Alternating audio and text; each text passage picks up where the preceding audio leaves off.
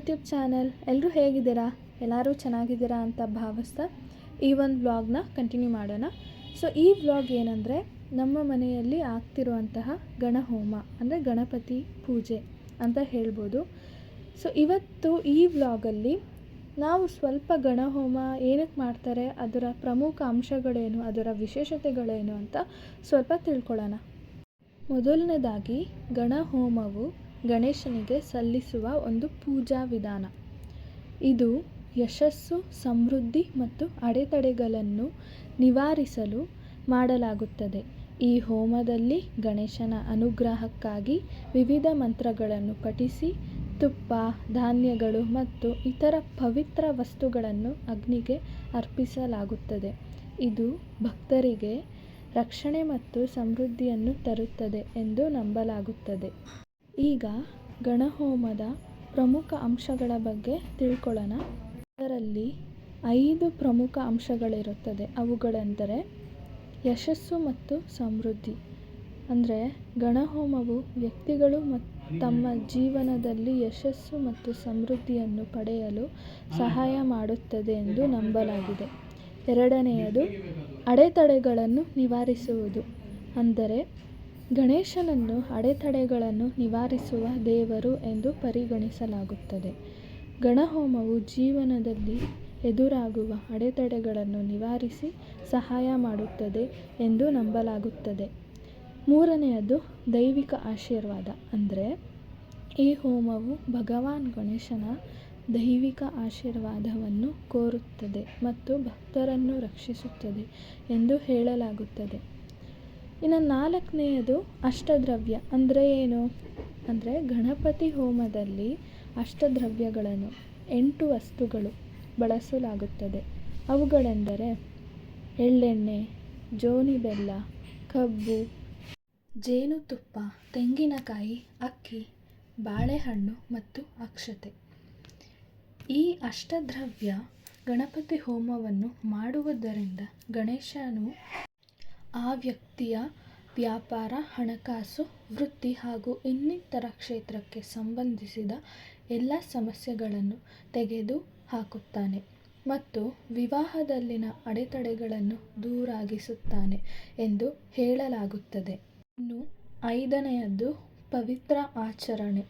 ಗಣಹೋಮವು ಪವಿತ್ರ ಅಗ್ನಿ ಆಚರಣೆಯಾಗಿದ್ದು, ಇದು ಭೌತಿಕ ಮತ್ತು ದೈವಿಕ ಪ್ರಪಂಚಗಳ ನಡುವಿನ ಸಂಬಂಧವನ್ನು ಸಂಕೇತಿಸುತ್ತದೆ. ಇನ್ನು ಇದೆಲ್ಲ ಗಣಪತಿ ಹೋಮದ ವಿಶೇಷತೆಗಳ ಬಗ್ಗೆ ನಾನಿವಾಗ ಮಾತಾಡಿದ್ದು. ಇನ್ನು ಈ ಮುಂದೆ ಬರುವಂತಹ ವಿಡಿಯೋ ಕ್ಲಿಪ್ಸಲ್ಲಿ ನಾನು ಗಣಹೋಮ ಅಂದರೆ ಈ ಹವನ, ಹೋಮ, ಅಗ್ನಿಯ ಪೂಜೆಯನ್ನು ಯಾಕೆ ಮಾಡ್ತಾರೆ ಅಂತ ನಾನು ಹೇಳ್ತೀನಿ.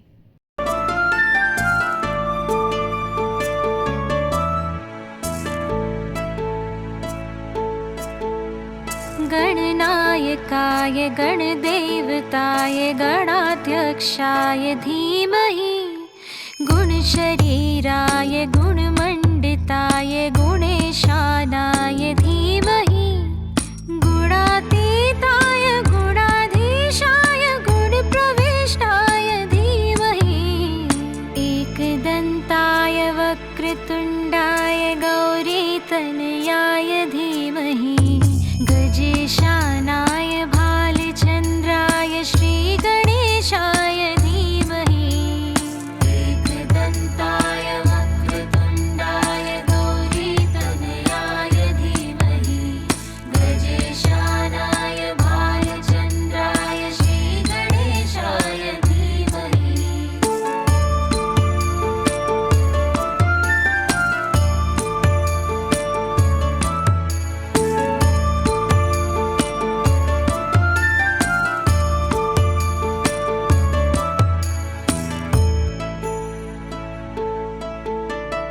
गानचतुराय गानप्राणाय गानान्तरात्मने गानोत्सुकाय गानमत्ताय गानोत्सुकमनसे गुरुपूजिताय गुरुदैवताय गुरुकुलस्थायिने गुरुविक्रमाय गुह्यप्रवराय गुरुवे गुणगुरुवे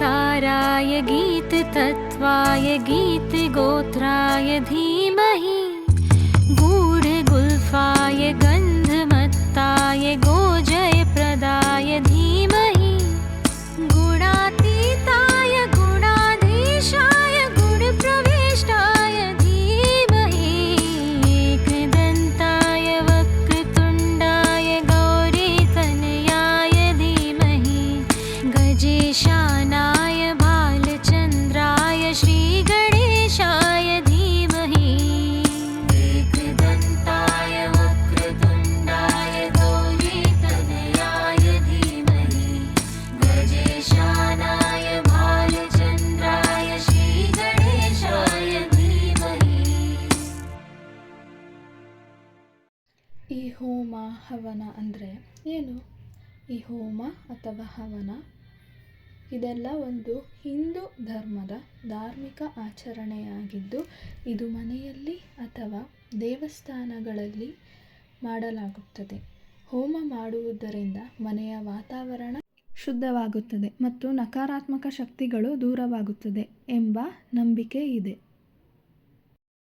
ಇನ್ನು ಹೋಮದ ಪ್ರಮುಖ ಅಂಶಗಳೇನೆಂದರೆ ಶುದ್ಧೀಕರಣ, ಅಂದರೆ ಹೋಮವು ಮನೆಯಲ್ಲಿ ಮತ್ತು ವ್ಯಕ್ತಿಯ ಸುತ್ತಲಿನ ವಾತಾವರಣವನ್ನು ಶುದ್ಧೀಕರಿಸುತ್ತದೆ ಮತ್ತು ನಕಾರಾತ್ಮಕ ಶಕ್ತಿಗಳನ್ನು ದೂರ ಮಾಡುತ್ತದೆ ಎಂದು ಹೇಳಲಾಗುತ್ತದೆ.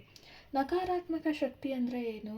ನೆಗೆಟಿವ್ ಎನರ್ಜೀಸ್, ದುಷ್ಟಶಕ್ತಿಗಳು, ಈ ಪೀಡೆ ಪಿಶಾಚಿ ಅಂತ ಇರುತ್ತಲ್ಲ, ಅದಲ್ಲದೆ ಈ ಕೆಟ್ಟ ವ್ಯಕ್ತಿತ್ವವುಳ್ಳ ದುಷ್ಟರ ಕಣ್ಣು, ಅಂದರೆ ನಿಮ್ಮ ಮನೆಗೆ ದೃಷ್ಟಿ ಆಗೋಯ್ತು, ಕಣ್ಣು ಬಿದ್ದೋಯ್ತು ಅಂತಾರಲ್ವಾ, ಅದೆಲ್ಲ ದೂರ ಆಗುತ್ತಂತೆ.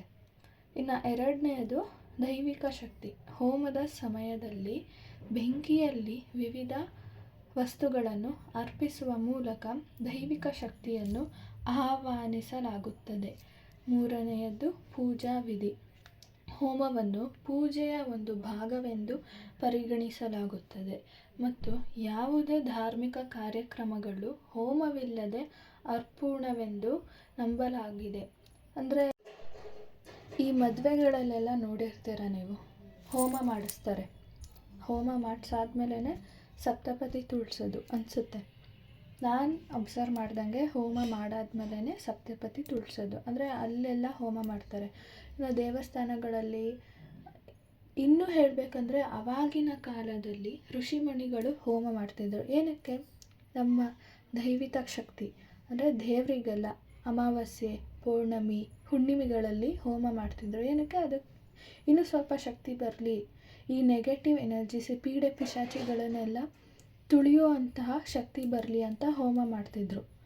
ಇದಿಷ್ಟಲ್ಲದೆ ಇದರಿಂದ ವೈಜ್ಞಾನಿಕ ಪ್ರಯೋಜನಗಳು ಕೂಡ ಇದೆ. ಹೋಮದಿಂದ ಹೊರಬರುವ ಹೊಗೆಯು ವಾತಾವರಣವನ್ನು ಶುದ್ಧೀಕರಿಸುತ್ತದೆ ಮತ್ತು ಬ್ಯಾಕ್ಟೀರಿಯಾಗಳನ್ನು ನಾಶಪಡಿಸುತ್ತದೆ ಎಂದು ವಿಜ್ಞಾನ ಹೇಳುತ್ತದೆ. ಇನ್ನು ಇದೆಲ್ಲದಕ್ಕಿಂತ ಮುಖ್ಯವಾಗಿರೋದು ಮನಸ್ಸಿನ ಶಾಂತಿ. ಇದು ತುಂಬ ಅಂದರೆ ತುಂಬ ಮುಖ್ಯ. ಎಲ್ಲರ ಮನೆಯಲ್ಲೂ ಈ ಮನಸ್ಸಿಗೆ ಶಾಂತಿ ಇರಲೇಬೇಕು, ನೆಮ್ಮದಿ ಅನ್ನೋದು ತುಂಬ ಮುಖ್ಯ. ಹೋಮವು ಮನಸ್ಸಿಗೆ ಶಾಂತಿಯನ್ನು ನೀಡುತ್ತದೆ ಮತ್ತು ಒತ್ತಡವನ್ನು ಕಡಿಮೆ ಮಾಡುತ್ತದೆ ಎಂದು ಹೇಳಲಾಗುತ್ತದೆ. ಇನ್ನು ಹೋಮದ ಮಹತ್ವಗಳೇನೆಂದರೆ, ಹೋಮವು ಹಿಂದೂ ಧರ್ಮದಲ್ಲಿ ಬಹಳ ಮಹತ್ವವಾಗಿದೆ ಮತ್ತು ಇದನ್ನು ಅನೇಕ ಶುಭ ಕಾರ್ಯಕ್ರಮಗಳಲ್ಲಿ ಆಚರಿಸಲಾಗುತ್ತದೆ. ಹೋಮವು ವ್ಯಕ್ತಿಯ ಜೀವನದಲ್ಲಿ ಸಮೃದ್ಧಿ, ಸಂತೋಷ ಮತ್ತು ಶಾಂತಿಯನ್ನು ತರುತ್ತದೆ ಎಂದು ನಂಬಲಾಗಿದೆ. ನಿಮ್ಮೆಲ್ಲರ ಮೇಲೂ ಸಹ ಆ ವಿಘ್ನ ವಿನಾಶಕನ ಕೃಪೆ, ಆಶೀರ್ವಾದ ಸದಾ ಇರಲಿ ಅಂತ ಹೇಳ್ತಾ ಈ ಒಂದು ವ್ಲಾಗ್ನ ಇಲ್ಲೇ ಎಂಡ್ ಮಾಡ್ತಾ ಇದ್ದೀನಿ. ಇನ್ನು ಮುಂದಿನ ವ್ಲಾಗಲ್ಲಿ ನೀವು ಭೇಟಿಯಾಗೋಣ. ಧನ್ಯವಾದಗಳು.